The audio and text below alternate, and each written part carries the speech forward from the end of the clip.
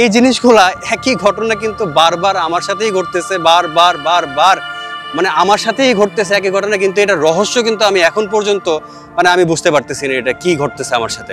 প্রথমে ঘটনা হচ্ছে 1998 সালের দিকে। সেই সালটা হচ্ছে গিয়ে এলাকায় হচ্ছে গিয়ে বন্যা হয়। হ্যাঁ, 98 বন্যা সারা বাংলাদেশই হয়। তো আমাদের বাসার চারপাশেও বন্যা হয়। হ্যাঁ, তো আমার বাবা হচ্ছে গিয়ে সেই সময়টাতে দরজার ভিতরে ইট দেয় যেন ভিতরে পানি না আসে। তো ইন দ্য মিন টাইম কি হয়, তখন মাল্টিপ্লাগ গুলো ছিল হচ্ছে গিয়ে নিচে থেকে হচ্ছে গিয়ে রড গুলো দেখা যেত বা স্ক্রু গুলো দেখা যেত। মাল্টিপ্লাগ দিয়ে ফ্যান দিয়ে বাতাস দিত, বাতাস দিয়ে ইটটা তাড়াতাড়ি যেন শুকানো যায় এটা একটা চেষ্টা করতেছিল। তো বাবা হঠাৎ করে মাল্টিপ্লাগ নিচে হাত দেয় এবং একই সাথে মানে একটা কারেন্টের বিশাল একটা শক খায়। শখে 10-12 হাত পিছিয়ে চলে যায়। তো আব্বুর একটা অ্যাক্সিডেন্ট তখন ঘটে।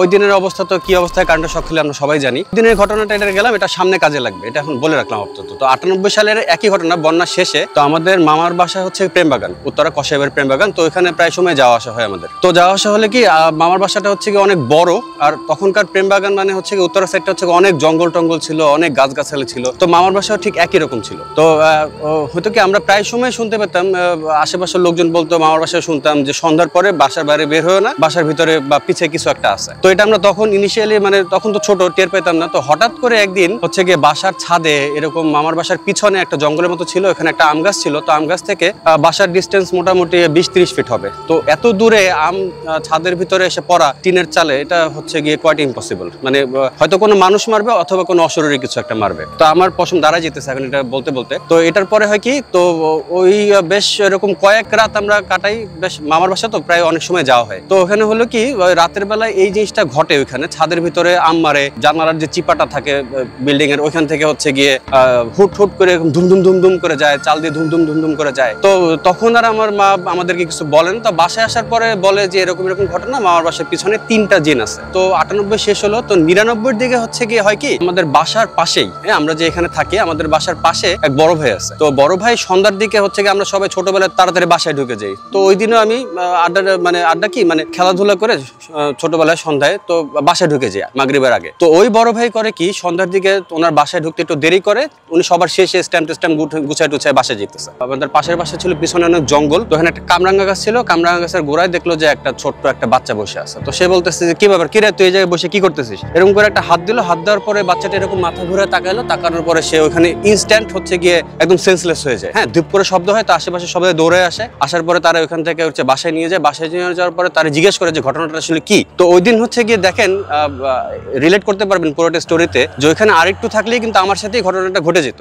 তো ওই ভাই বললো যে ওই বাচ্চার চেহারাটা একদম বিদঘুটে, একদম মনে হইতেছে যে বিভিন্ন জায়গায় খাওয়া, লাল টাল চোখ। হ্যাঁ, তো এরকম বাচ্চা আশেপাশে সে কখনো দেখেনি। এবং এরপরে দেখেন ওই বড় ভাই প্রায় সময় দেখা যায় যে রাত্রেবেলা হচ্ছে গিয়ে আশেপাশে 12টা-1টার দিকে কারেন্ট চলে গেলে, তো আমাদের তখন তো অনেক কারেন্ট যেত।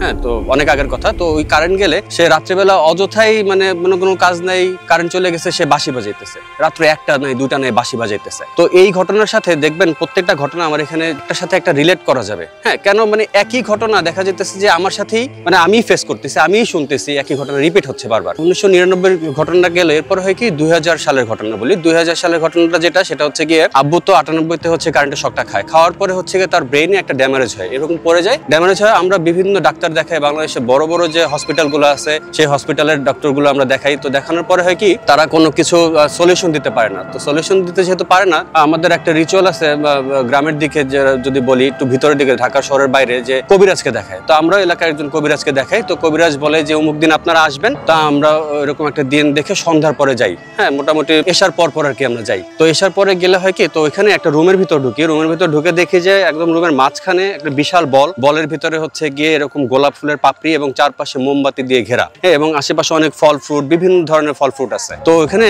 ওই যে ওঝা যে আছে বা কবিরাজ যে আছে, উনি বলতেছে যে আপনারা এখানে কোনো ভয় পাবেন না, কোনো কিছু করবেন না, চুপচাপ থাকবেন। যদি কেউ কোনো ভয় পান বা কোনো মানে অন্যরকম কোনো অ্যাক্টিভিটি করেন, সেক্ষেত্রে কিন্তু যে আমার সাথে দেখা করতে আসবে সে কিন্তু থাকবে না। ওকে, ঠিক আছে। তো আমার পারমিশন নিল, আমি কোনো রকম এখানে চুপচাপ, আমরা গোল হয়ে বসছি সবাই। হঠাৎ করে রুমের লাইট টাইট সব অফ করে দিল এবং সে এরকম একটা ধ্যানে বসলো। ধ্যানে বসার পরে রুমটা ধূপ করে একটা শব্দ হলো এবং একই সাথে মানে ধূপ করে শব্দ শব্দটাও হলো এবং মোমবাতি একের সাথে সব নিভে গেল। নিভে যাওয়ার পরে পুরো রুমটা মনে হলো যে আমরা কোনো ধূপটুপ কিছুই জ্বালাইনি, হঠাৎ করে কেমন ধোয়া ধোয়া হয়ে গেল। হয়তো পারে মোম নিভে গেছে, মোমের যে ধোয়াটা আছে ওইটাই, কিন্তু অস্বাভাবিক রকমের একটা ধোয়া। এবং হঠাৎ করে একটা সালাম আসলো ভারী কণ্ঠে, আসসালামু আলাইকুম, এরকম একটা মানে সালামের একটা শব্দ আসলো। তো সালামের শব্দ আসার পরে আমি তো প্রচন্ড রকম ভয় পেয়েছি, মানে আমি তো অনেক ছোট।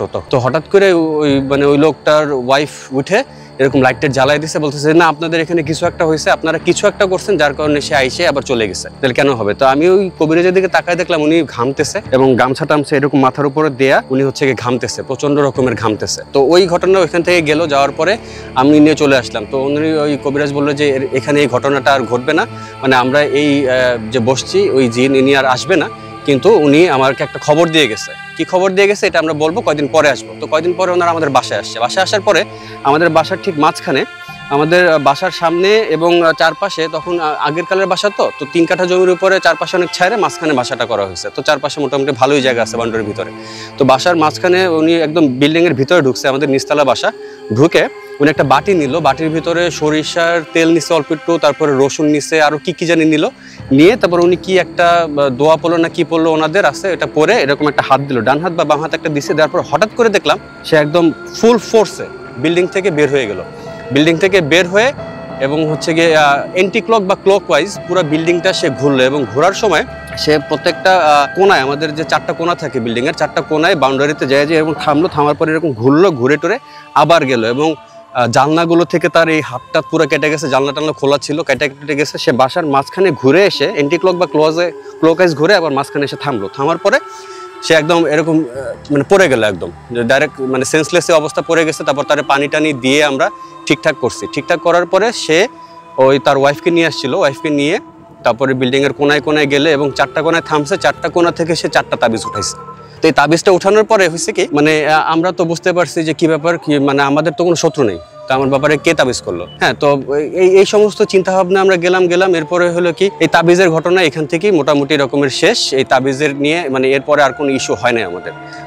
মানে উনিও বলতে চায় না কে তাবিজ করছে বা কি আসলে বিষয়, কিন্তু ওইখানে কিছু একটা তো ঘটছে, কারণ ওনার তো মানে অন্যরকম কোনো শক্তি নাই, তাই না? যে মানে কোন শক্তিতে সে এই তাবিজগুলো বের করবে, তাই না? বা এর আগে থেকেই আমাদের বাসাটা এমন সিকিউর যে আমাদের বাসায় বাইরের কোনো মানুষ ঢুকতে পারবে না, যাই সে তাবিজ করে, মানে এটা কোনো জিনি বা অশরীরী কিছু একটা এটা করছে।